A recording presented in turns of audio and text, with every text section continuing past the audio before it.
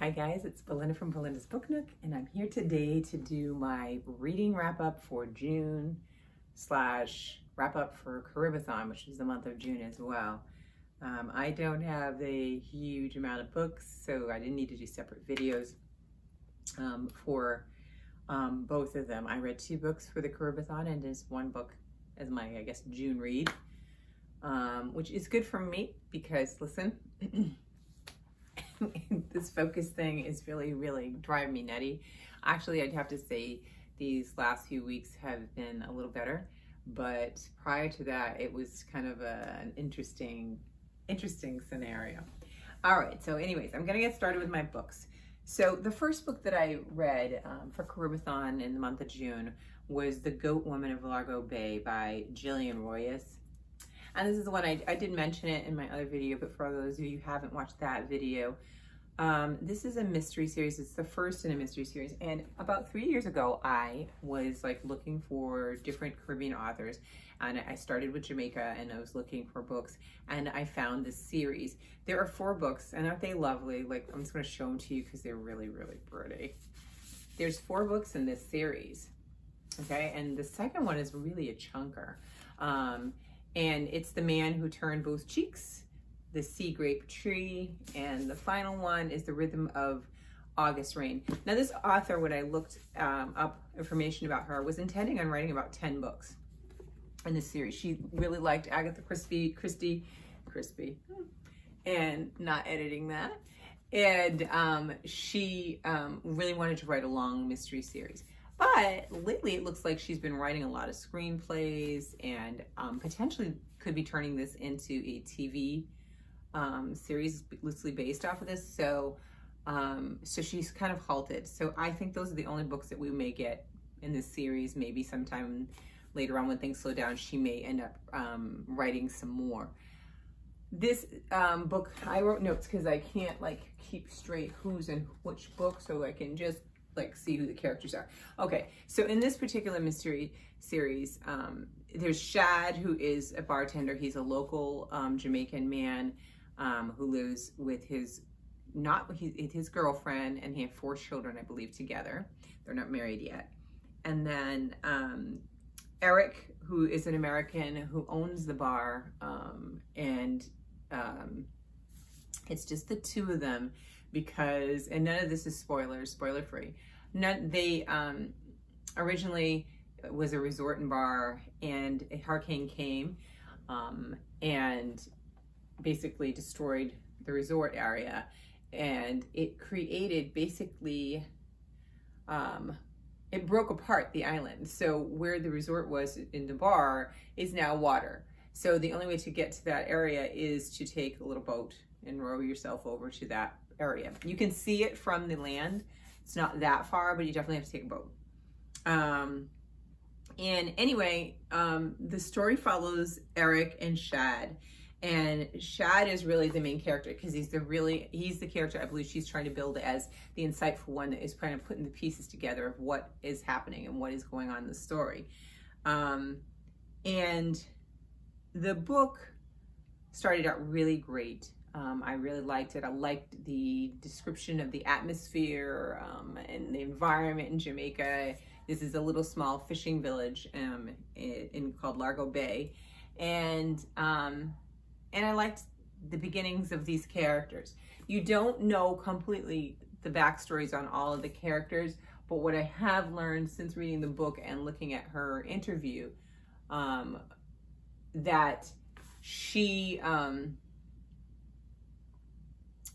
plans to go into depth about the different characters, I think, in her books. And I think that's why this book, this is the second, is like almost twice as big as the first one. Okay, so this one, you know, it should be interesting. Then you have this, they think it's a goat. They see something on the island one day and they think it's a goat. And that's where you get the goat woman.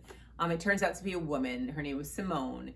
And there's a whole story about her that I can't reveal because that's also part of the story, who is staying on there, trying to basically avoid something in her past.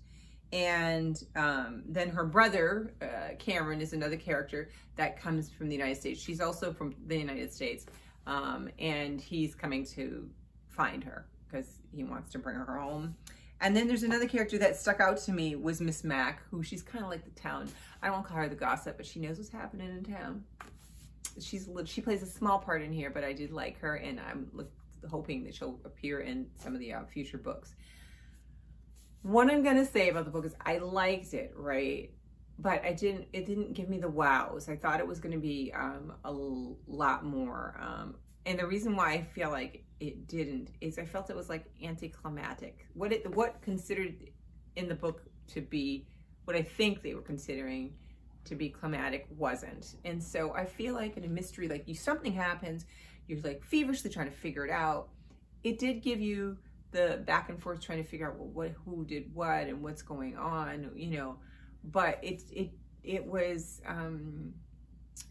just a meandering on story. So I'm wondering if that's her type of style of storytelling, and I'm wondering if that will continue in the next one, or if the next one will pick up and have a little more action, even though it's giving you more in depth about the characters. I don't know if I'm explaining that well. I don't think it's a bad book. I think it's a good book. If I compared it to Pow, yeah, I mean, I love Pow. Pow was definitely a different type of book, but it just really kept me going through it.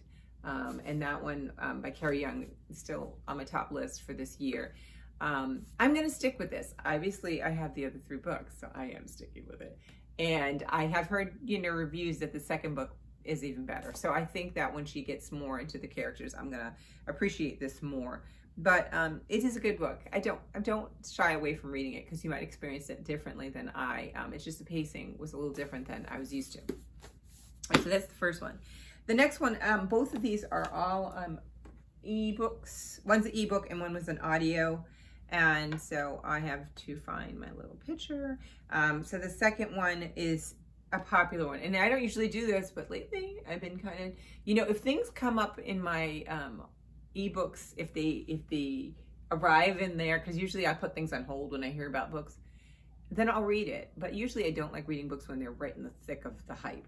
And this is Saving Ruby King, which is by Catherine Adele West. This is kind of a blurry picture. You probably can't even see it. I don't know if you can see it or not, but it's a gorgeous cover.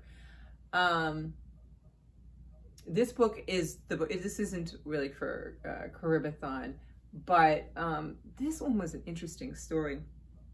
And I'm sorry, I listened to this in audio as well. The last 2 books I listened to were in audio and not in physical form. And it's set on the south side of Chicago. I have to look at my notes here. And there are trigger warnings for this book, as I had stated when I talked about it before my last video, I think. There is incest and there is physical abuse. So if those things really bother you, you might want to not do this. But I do say that they aren't necessarily like the big, like there's no long detailed description of it. You just kind of know that this happened, and then you have the information. So there's no detailed stuff. It's set in the south side of Chicago. I'm gonna hear my allergies taking hold here. And the characters you're following are, of course, Ruby. And Ruby is the daughter of a woman named Alice and Lebanon. And Alice is, a sweetheart. She's, involved with the church. She's just a nice woman. And Lebanon has a past that unfolds throughout the story. But he's an abusive husband. He does hit his wife. And he does hit his daughter. And so the saving part is trying to save her from, ideally from the situation that she's in. Now her friend Layla, who is a daughter of a pastor, and his name is Jackson. Jackson is actually grew up with Lebanon. He knows Lebanon's backstory, and you start out the story, there's something that's connecting them, but you don't know what it is. And I don't want to reveal any of that because the story really unfolds in a really kind of interesting way. And one of my favorite things that they did in this book, which I think was so clever, is that they used Calvary, which is the church, as one of the narrators. It's a multiple point of view story. So you get a chapter with Jackson, you get a chapter with Layla, you get a chapter with Ruby, you get a chapter Alice in the beginning and Lebanon, and then you get a chapter with Calvary. And it's such an interesting way, an interesting device to be able to give you backstory without having to give you backstory in a boring way. So the building is telling you kind of what goes on within its walls and gives you this back information that helps you to understand why things are happening. And the story kind of weaves back and forth in time to give you to help you solve. It's, there's a mystery to it. In the very beginning, a person is killed and you want to know who did it. And I didn't know until they revealed it, who did it, because I'm slow. So I may not be the person to set the standards on. But I didn't know until the book, revealed it. And I thought it was really shocking and interesting that they made that kind of twist. But I liked it. It was, family secrets were thick in this book. You learn more about Lebanon through his mother, Sarah, and why he is the way he is based on her childhood. And you go through what happened to her in her childhood, which has led her to be the person she is today. It's a good book. It's really good. It was great in audio. I really enjoyed listening to the different people narrate it. It talked about many different issues, but I liked how the story kind of weaved itself and told the story, and it unfolded until you get to the end. So it was definitely a good read for the month of June.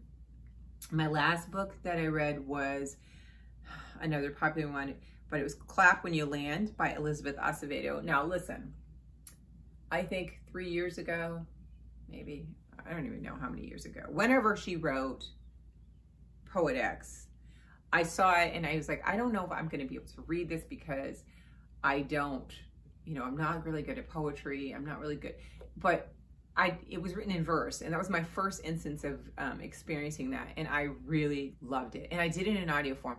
I really would like to, I'm curious of how I would experience her books in writing, but I love it because she narrates the books and she does such a good job. She knows how to nuance the words and the flow of it, and it's beautiful. So I read Poet X, and then I went on and did The Fire on High, and loved it. So as soon as I knew that this book was coming out, I put it on hold, and it was like, months out. Well, I don't know, people are like dropping their books during the pandemic or what, but all of a sudden it popped in my queue, and I was like, oh, perfect, I can read this for, Caribathon. And I listened to it and it was great. Okay, so this story, I'll go real fast because I feel like I'm talking forever. It took place, and it's two settings. So you have these two girls, and I'm gonna make sure I'm spoiler free in this. So one girl is in the Dominican Republic, and her name is Camino, and Yahira is in New York City. And there is a plane crash. This plane crash brings to light a truth that both of these girls were not aware of. I'm gonna try to make sure I don't tell this story.